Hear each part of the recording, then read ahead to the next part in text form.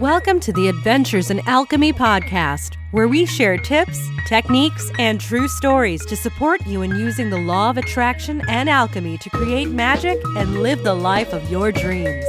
Here's your host, the founder of DailyAlchemy.com, Michelle Martin Dobbins.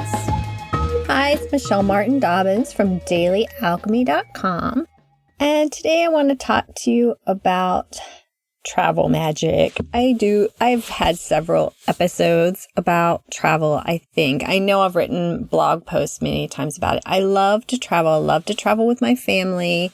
And I just always seem to have the most magical experiences while I'm traveling. And I thought about that. And I thought about the fact with Daily Alchemy, I've told people that I've worked with often that your life might look the same to people on the outside as it does right now, even when it's changed and it feels totally different. And the real thing that you're wanting is the feeling. I've always had this desire to travel. I used to get really stressed out by travel and really into this whole story of, this went wrong and that went wrong and blah, blah, blah, blah, blah. And now it's like every trip is the best trip ever. But when I look back, I can see when we went to Italy last year, it was just amazing. But, if I told people, when I tell the story and when I'm there, I'm focusing on the good parts.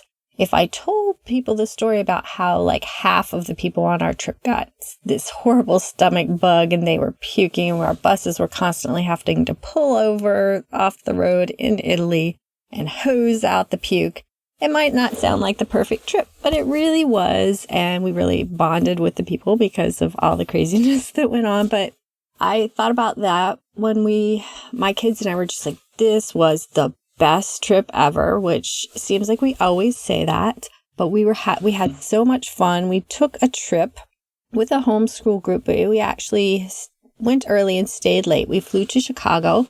We spent a day and a half in Chicago. We, then got on the train to the city of New Orleans, and we met our homeschool group there, and we went on the train with them to New Orleans. We spent several days there with them, and then an extra day and a half by ourselves exploring New Orleans, and it was fabulous. But I can tell the story in a couple of different ways, and I highlight this for you, not, because of travel. Even if you don't love travel, think about the things in your life that you do enjoy or that you want to enjoy, and how are you telling the stories of what's happening? Because when we went on this trip, I'm going to tell you the way it could be told. I'm going to tell you two ways it could be told. And making the choice, and there are many ways that our stories can be told, but making the choice of how you tell the story is going to affect everything in your life. The stories make up our lives. And what do we do when we talk to our friends, when we talk to our family, when we talk inside our brain? We're telling stories over and over all day long. So you want to pick the good stories. So I'm going to tell you the story of my trip first, the way I experienced it. And then I'm going to tell you some real facts that happened that might make you think it wouldn't have been the best trip ever, but those weren't what I focused on. So when we planned this trip, we're getting ready to go, the most amazing thing happened, which was at the Art Institute of Chicago, which happened to be just across the street from our hotel. A Van Gogh exhibit opened, which is called Van Gogh's Bedrooms. And if you're listening to this now and you're going to be in Chicago anytime through May, go see it. It's fabulous. But my oldest daughter loves Van Gogh. She's watched all of the movies about him that she can find. She's gotten all the biographies. She has copies of the books that have his letters to his brother. She reads the books that he read. And when we went to this exhibit, it was just amazing because it opened up 5 days before we got there. And we were able to get a membership and go in the day that we were there, that we had to spend in Chicago. It just so happened that they had a special member viewing, and we got to go in early before the crowds, and there were very few people there with us, and it was just amazing when we left, people were lined up for like 2.5 hours to get into the exhibit. So it was just amazing serendipity that it happened to be there at that time. And we were just so thrilled with that. And everywhere we went, we met the nicest people. From the person, we actually were able to have a limo pick us up because it was cheaper than riding the bus, the shuttle bus. Crazy, right? From the airport to the hotel. The people at the hotel were amazing. They were very kind. They saw that I was traveling with children and they came and they were like, this is a good thing for you to do. This is a good thing for you to do. This you might not want to do. I mean, we just got to talk to and connect with the neatest people from Chicago on the train and in New Orleans. It was just amazing. We found, just mostly by sheer luck, a little bit of searching on Yelp, but mostly sheer luck, we found the most amazing restaurants. We had the most amazing food. Of course, New Orleans, beignets. We tried several places. And one of my intentions while I was there was to kind of scope out the voodoo scene there, because I'm interested in that and interested in the overlap that it has with some of the earth religions, and just wanted to know more about it because some people had told me there are really positive, uplifting aspects to it. And in TV and stuff, you see the negative. And we went on a voodoo tour and we had a great tour guide who explained that, it's 95% positive, that most people aren't looking for the negative. And I can see the shadow side of everything. There's a shadow side to Christianity. There's a shadow side to voodoo. And sometimes that's big work for all of us to claim our shadows. So it was really interesting. But we were walking the streets of New Orleans looking for this voodoo shop that I wanted to check out, and we got lost. And I ended up in a totally different shop. And the lady who ran the shop, Mimi, was just amazing. We went back twice and she explained things, and she just exuded this wonderful energy that we didn't feel in the other shops that were the advertised shops. So it was really, really neat, fun experience. So yeah, we just enjoyed the trip so much. I talked in an earlier podcast about how we had some leftover money and we gave it out to street performers and homeless people, and we just enjoyed doing that whole process. So we just learned a lot. We enjoyed each other. We went nonstop until it was dark every night, but it was wonderful. And so when somebody asks me about the trip, that's the story that I'm telling them. But if I'm looking at what happened, those things all happened and they were all wonderful. But on the flip side, if I wanted to look at the things that maybe weren't as 100% perfect, my husband was supposed to come on this trip. He got sick. He had an employee quit. He had all this stuff come up, so he didn't come. So it was me and 4 kids, which is just a little bit nervous for me being in Chicago and New Orleans because I'd never been to either one of these cities before. Didn't know what areas were safe, what areas weren't. So we had to be a little bit more cautious, and we went in early every night because I just didn't want us to be out somewhere that wasn't safe.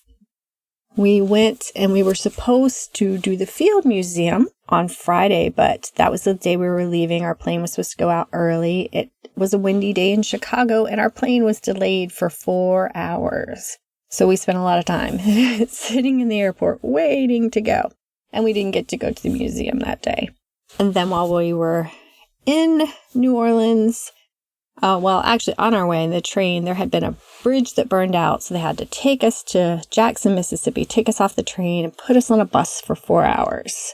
Then when we were in New Orleans, it rained the first 2 days, but the second day there was really bad storms and there were tornadoes touching down and everything shut down. So we had to hide out in our hotel room for 5 or 6 hours and the winds were whipping around. It was a little disconcerting, and because most things were shut down and we didn't want to go too far, we ended up eating dinner from the convenience store across the street. So I could look at all those things and I could say, oh, those were negatives, but they didn't feel negative to me at the time. They just felt like more neutral, not even, I just was so focused on the things that were happening that were good. The things that were happening that weren't my highest desire didn't bother me because I was getting enough of the good. I was experiencing enough of the good and I was focusing on it. And so every day there was good things happening and every day there were things happening, and basically it's a judgment call, right? There were things that I desired happening and things that I didn't desire happening. So the trick is to focus on the ones that you desire because they raise your vibration. They make you feel good. I mean, I enjoyed the whole trip and I didn't, there was, okay, well, we're in the hotel for a while because there's a storm. And I was like, oh, good, I needed a nap today.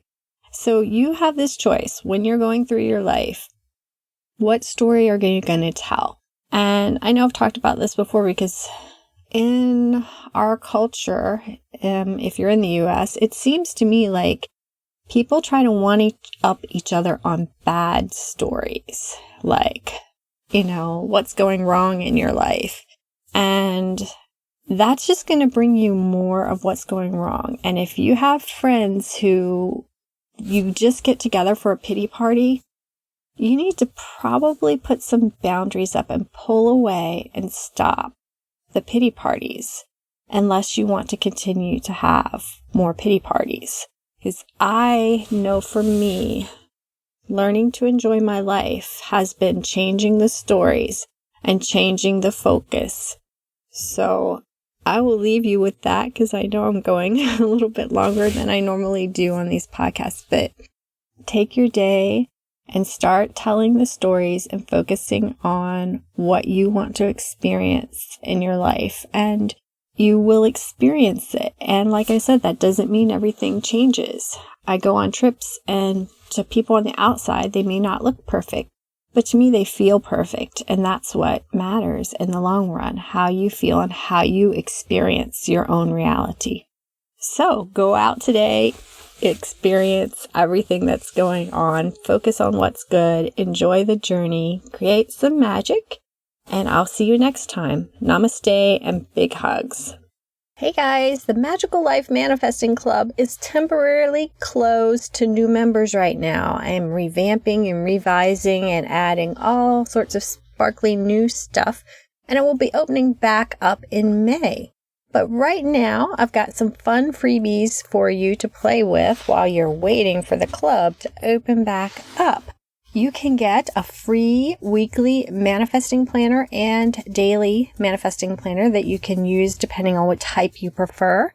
Also, there is a magical lunar planner, an angel assignment planner, money tracker to watch your money manifesting grow, a daily love list PDF, and a revamp your vibe in 5 minutes e-kit. And all of these are available free on Daily Alchemy. So to get to them, you can either go to dailyalchemy.com and scroll down till you see the button that says freebies, and it will take you to the page where you can sign up to get these.